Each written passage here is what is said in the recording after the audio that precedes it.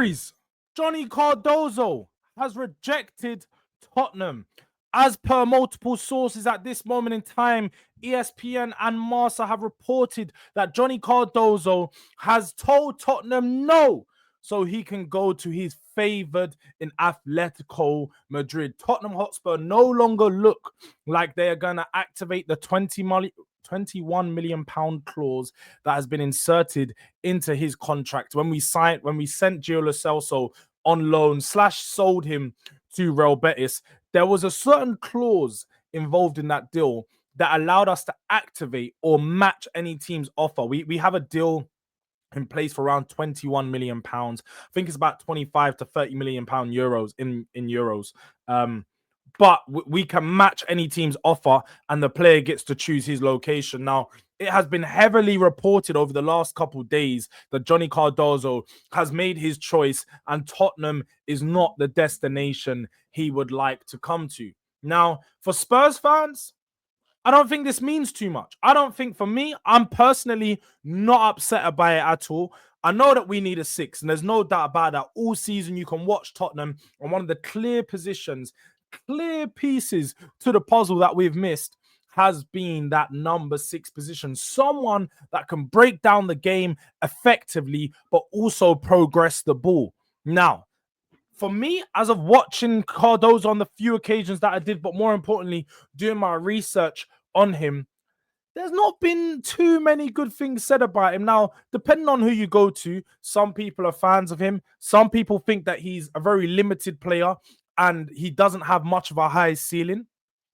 But for some people, he's a floor raiser. He's better than what we've got. So it's just like, bring him in. It's a cheap deal.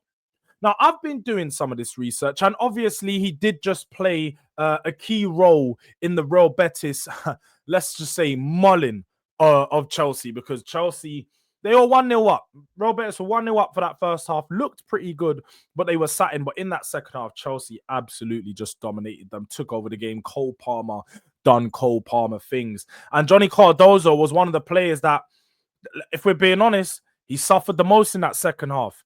His game itself, I'll share my screen so you guys can see when you actually look back into the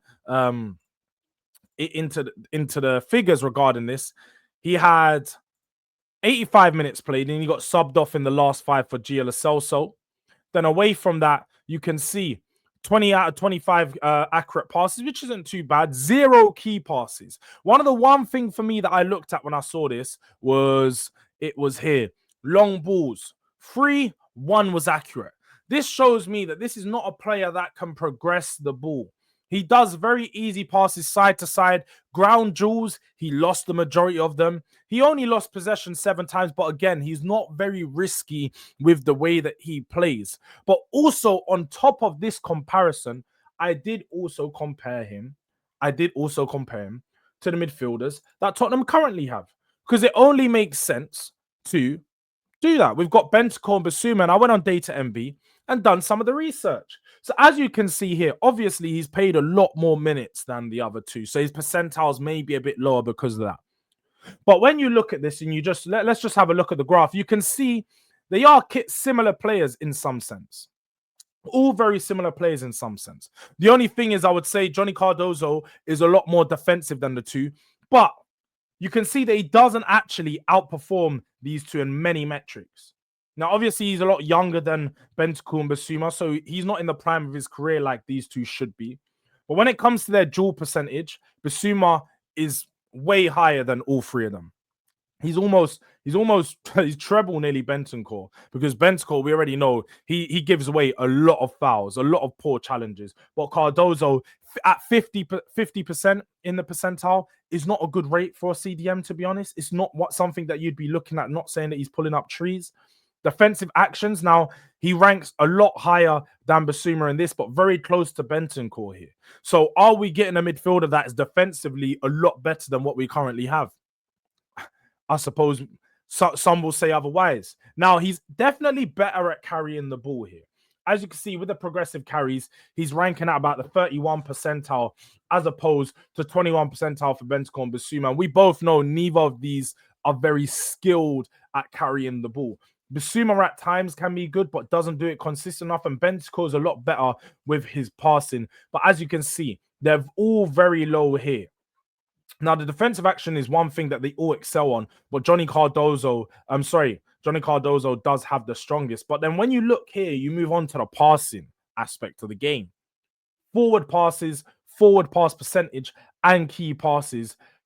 Our midfielders pretty much have better than him. Now, Bissouma's very low in key passes because his game time was barely any starts. We know that he was going to have a low game time, a low numbers for that.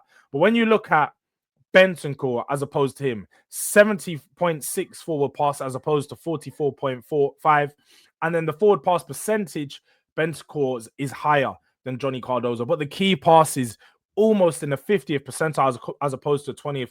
And then progressive passes is even more damning. So what this goes to show you, the data more than anything, is Johnny Cardoso is not a progressive midfielder. He excels in breaking down the play, stopping the ball, and then moving it and getting it onto the other players next to him. Very simple, basic passes side to side. But that is not what Tottenham need. Tottenham needs someone who can break it down, progress the ball forward. Someone who can get the ball into Bergvall, get the ball into Madders and Kulusevski, and ultimately begin the attack. The turnover of possessions need to be quick because a lot of our goals come in that transition. Spurs aren't a transition team per se, but we are one of the quickest teams in that transition. And when we look at our wingers, they're the best places to get chances. Sonny's one of the biggest killers on the transition previously, and you've got to look to take advantage of that. So for me, of course, if we're talking about price tag, as people know, I'm a wheeler dealer. It sounds good. It sounds nice for the price. But we have to be honest here. Johnny Cardoso is not the needle mover that we need. So him saying no to Spurs, it's fine. It's totally fine, people. Don't get mad. Don't pull up trees. He's not the player that we need. And for some people who saying they want to see the report, sorry, I did have the proof of the report because I know some people saying, Jords, you're fake news and all of this. Now, I told you, I may tell a joke, but I'll never tell a lie. So, as you can see here, as reported, breaking news, Marca reports that Atletico Madrid, Johnny Cardoso agreement is imminent. According to Isaac Suarez, after the European final, Atlético has a clear path to accelerate for the midfielder. It is understood that this is the moment to go all out for the signing. According to the journalist, the player wants to join Atleti. His desire is to land at the Metropolitano. So, as you can see there, he is wanted by Atleti. He wants to go Atleti. So this looks like a match made in heaven. But make sure you are tapping the subscribe button and the like button. Show some love to your boy. We are on the road to 2K. Real close. But your support is needed. So tell a mom to tell your friends, tell his mom to tell his cousin. Subscribe to the boy and tap the post notification bell. This has been Durag Diaries Transfers. And until next time, peace.